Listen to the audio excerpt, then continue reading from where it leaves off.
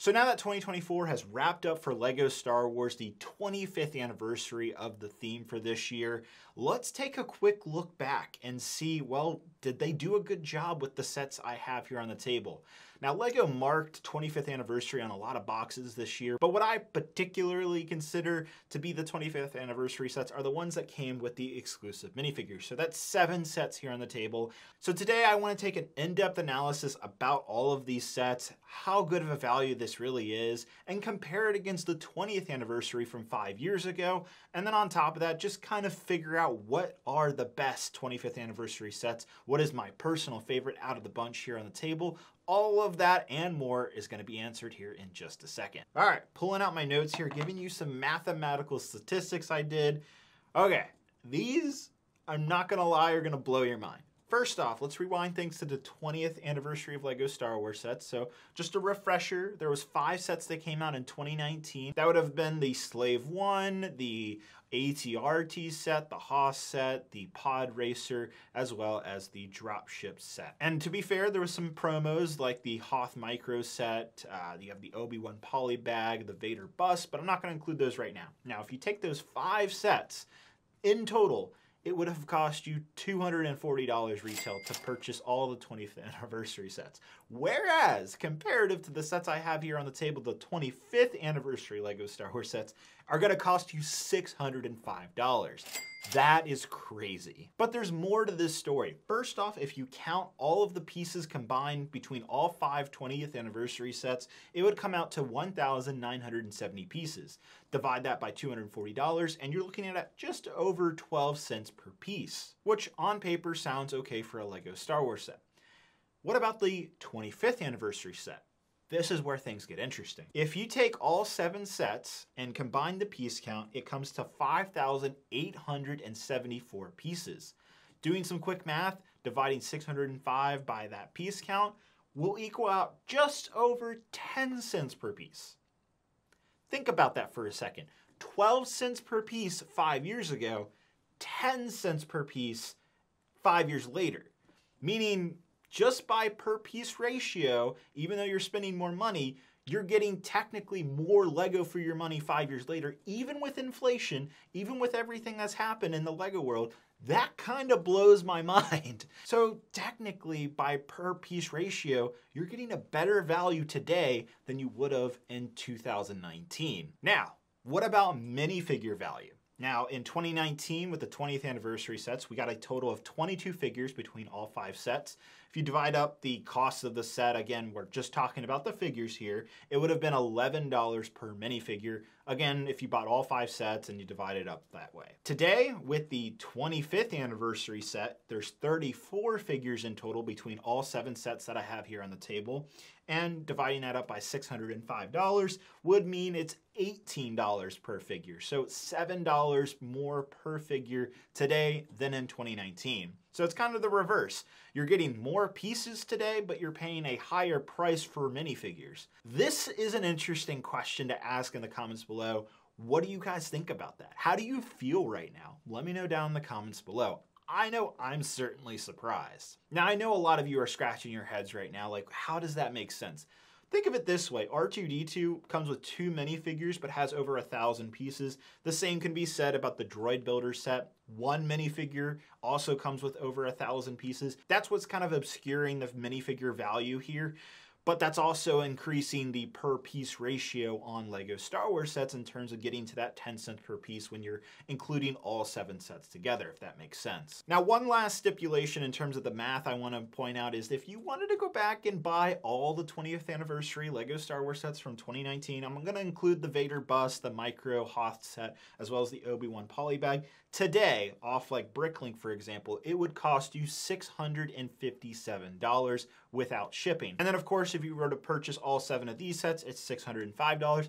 But you also have to keep in mind that if some of you purchased these during May the 4th this year, you got the free droid carrier. There were some other promotions happening with other sets. So you can also consider that as well. So with the math side out of the way, and honestly, a lot of that really shocked me, let's take an in-depth look at just our feelings about the 25th anniversary LEGO Star Wars sets and how it compares to previous waves of LEGO Star Wars over the last decade or so.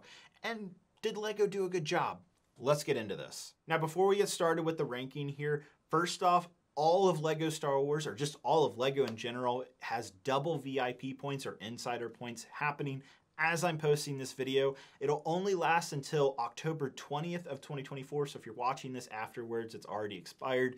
But if you want to get 10% back on all of these LEGO Star Wars sets, or any other LEGO Star Wars sets like the Jabba's Sail Barge, the UCS Venator, you name it, all LEGO sets have double VIP points right now. So definitely take advantage of that. I'll leave my favorite LEGO Star Wars sets down in the description, as well as links to all of these sets.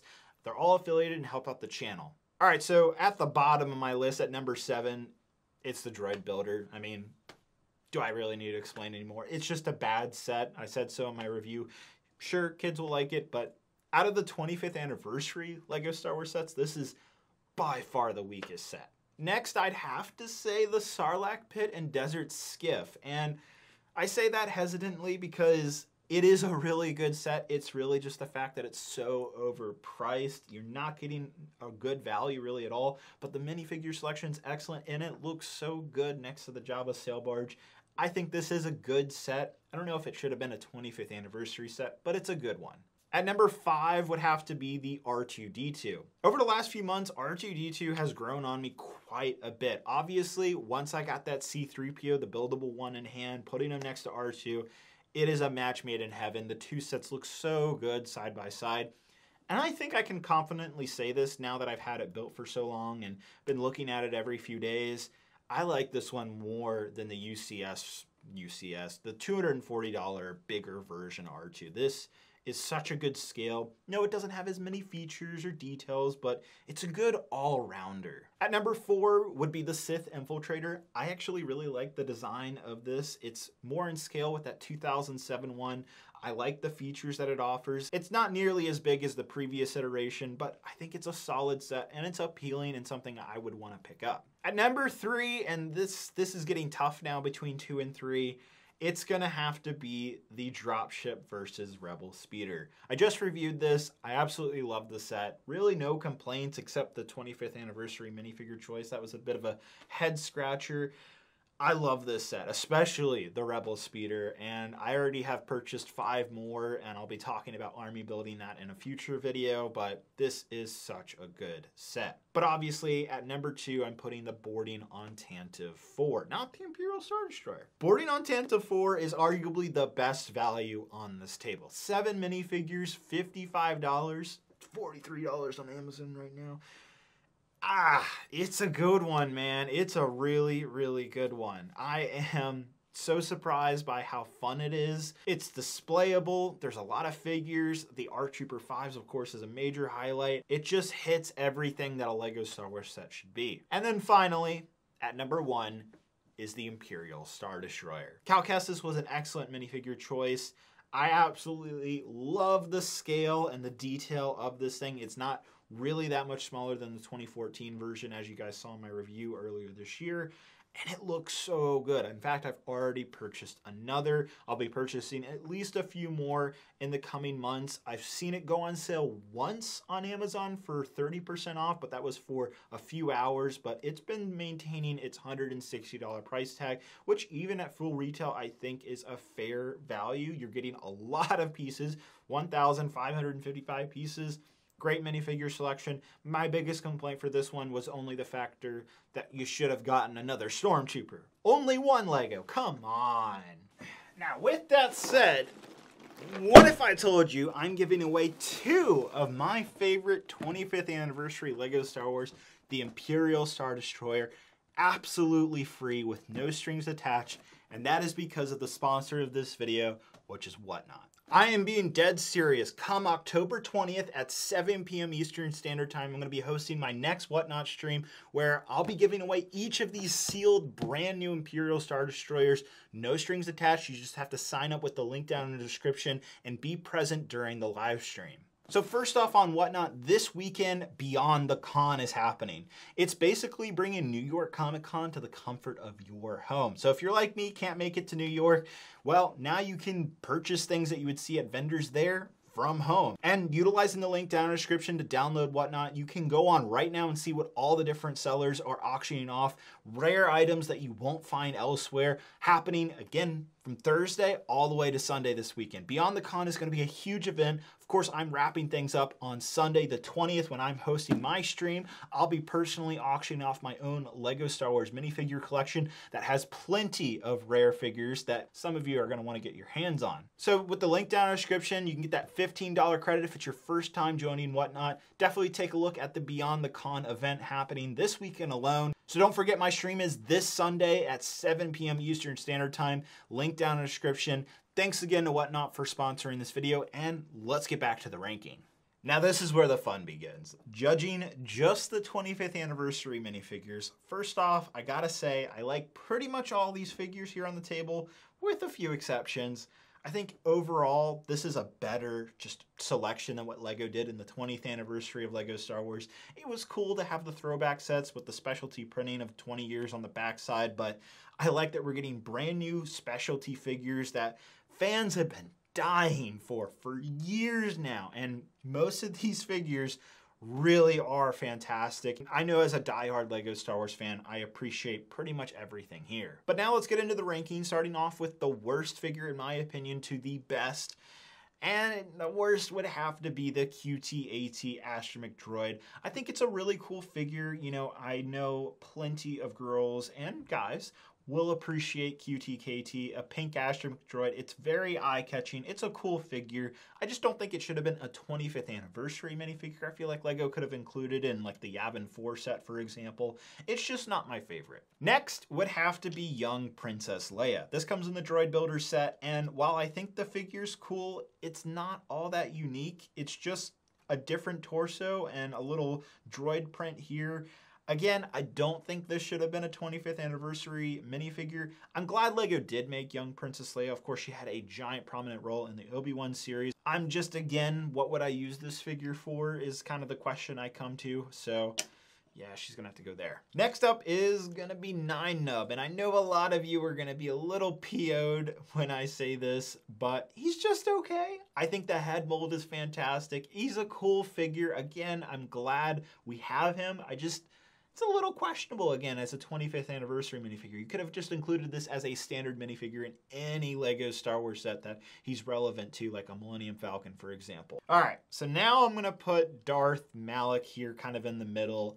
I really think the figure's cool. I love those old Republic sets. I bought all of them back in the day, and so this is heavy on the nostalgia, and it's so cool to put him next to Malgus.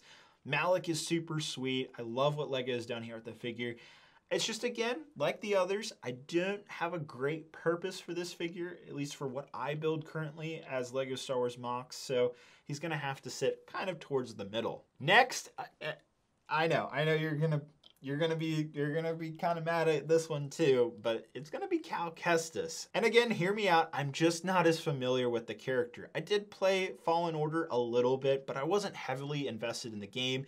If he shows up in one of the Disney Plus shows, or maybe even in the Mandalorian movie that comes out in 2026, maybe I'll have a rekindling with this character. I do love who he is, what he stands for, all of that jazz. He's just not someone I'm like really emotionally attached to. Final two picks here. It's gonna be ARC Trooper 5's at number 2. And I know that might be a little head scratcher. I mean, I am a giant Clone Wars fan, as you guys know. I think LEGO did a great job with the figure. Of course, he should have came with a waistcape. Links down in the description if you want to add one to the figure. But overall, I do like the figure. It's awesome to get another ARC Trooper. They did 5's pretty much justice, excluding the waistcape. So overall, he looks fantastic. The fact that we also got Phase 2 Rex this year pairs so well with 5's. Number 2. And number 1, Saw Gerrera. This is the figure I've been wanting, man. This was just yes. Yes. I love Saw Gerrera. And I love the figure. Like, this alone made me be like, yeah, you got to get the Sith Infiltrator just to get Gerrera. I mean, if you've seen Andor, if you've seen Rogue One, which probably all of you have, you understand why this character is so interesting, so well developed in the Star Wars universe. And he's gonna show up, hopefully, fingers crossed, in Andor Season 2. And I think that'll elevate people wanting to get this figure even more once that happens in 2025. But this is the character that I just needed to complete my Rogue One collection, and this is a perfect choice for a 25th anniversary minifigure. It's hard to include a character like Saw Gerrera. He doesn't really fit into a lot of like scenes or sets that you could do from Rogue One or even Andor, so it makes sense that this was a 25th anniversary like rare pick minifigure. All right, so there you have it, my choices from worst to best. I'm sure you don't agree with this. There's going to be plenty of you arguing in the comments below, and I encourage you to go in the comments below. Let me know what your favorite minifigures are from least to best. Let me know what sets are your least to favorite as well. Like, I want to see that down in the comments below. Let me know why you like a particular minifigure, why you like a particular 25th anniversary set. So there you have it. What I think is the best LEGO Star Wars 25th anniversary sets, both in terms of minifigures alone as well as the sets. You can see there's some contradictory there between the figures and sets of what I like. Obviously, I still think Saw Gerrera is just the perfect 25th anniversary minifigure. Fives is up there, of course, Cal Kestis, and you can see that there's some mismatch from what set I think is the best to what 25th anniversary figure I think is the best. Now lastly, what about the overall picture here? Did LEGO do a good job picking these 25th anniversary sets? Yes and no. I think R2-D2 is a little bit of a strange one. I mean, C-3PO, the buildable version, didn't come with an exclusive minifigure. That definitely was a head scratcher for me. It would have made a lot more sense to take the Princess Leia that was in the Droid Builder set and pop it into the C-3PO buildable set. I don't know why LEGO didn't do that. That would make a lot more sense with why R2-D2 came with an exclusive minifigure. Plus, Princess Leia, C-3PO, that's a perfect match. Again, head scratchers here. And then on top of that, QTKT should have been included in the Droid Builder set. Have an exclusive droid minifigure in a droid set. There was some question marks for the 25th anniversary. It's not perfect here. I will say though, the dropship and speeder, the Sith Infiltrator, boarding on Tantive 4, this Imperial Star Destroyer, all great picks. I will also say, I wish there was a Clone Wars set within the mix here. Yes, we have ARC Trooper 5s, but no 25th anniversary set was a Clone Wars set. And when you look back at the 20th anniversary, we did have that awesome Kashyyyk ATRT set. Nice, small, $30 set. A lot of good value out of that. Nothing like that here. I think that would have been really cool to revisit Kashyyyk or Utapau or anything from Revenge of the Sith. Seems like that's going to come in 2025 with the January wave. ARC 170's rumored, supposed to have an Ahsoka's Jedi Interceptor, and a lot more to come later in the year. So fingers crossed that while it won't be a 25th anniversary set, we'll get more prequel assets in the future. I also have to mention that the Sarlacc Pit is a head scratcher as a 25th anniversary set. It's a good set, totally should exist alongside the Jabba's sail barge.